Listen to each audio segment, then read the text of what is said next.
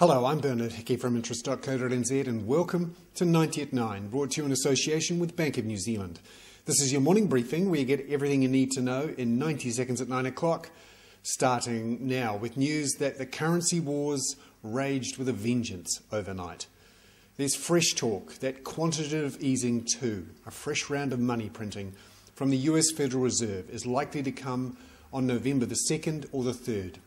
US Federal Reserve Chairman Ben Bernanke spoke again overnight about his willingness to buy bonds, to effectively print money to get the US economy going again. The US dollar fell across the board. The New Zealand dollar is up to nearly 75 US cents. The Dow rose more than 200 points as investors celebrated the eventual arrival of the Bernanke put. Gold hit $1,342 an ounce, another record high, as people realised that the US Federal Reserve is determined to devalue its currency.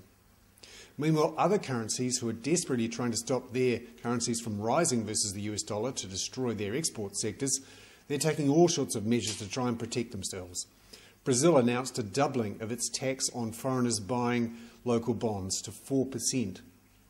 Meanwhile, the Bank of Japan is engaging in its own version of competitive devaluations.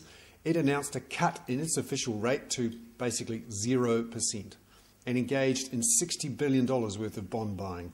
In South Korea, there's talk of control of their currency, and the Taiwanese central bank intervened to push its currency down overnight. The Reserve Bank of Australia surprised everyone by leaving its cash rate on hold at 4.5%. In part, no doubt, because it was worried about the Australian dollar's climb towards parity versus the US dollar. And finally, a footnote. In France, Jérôme Kerviel, the Société Générale forger, who managed to lose 4.9 billion euros for his bank through unauthorised trades, has been convicted of forgery and unauthorised computer use. He'll be jailed for 3 years and ordered to repay 4.9 billion euros. You'll have to take on an extra paper round for that. I'm Bernard Hickey. That was slightly more than 90 at 9, brought to you in association with the Bank of New Zealand.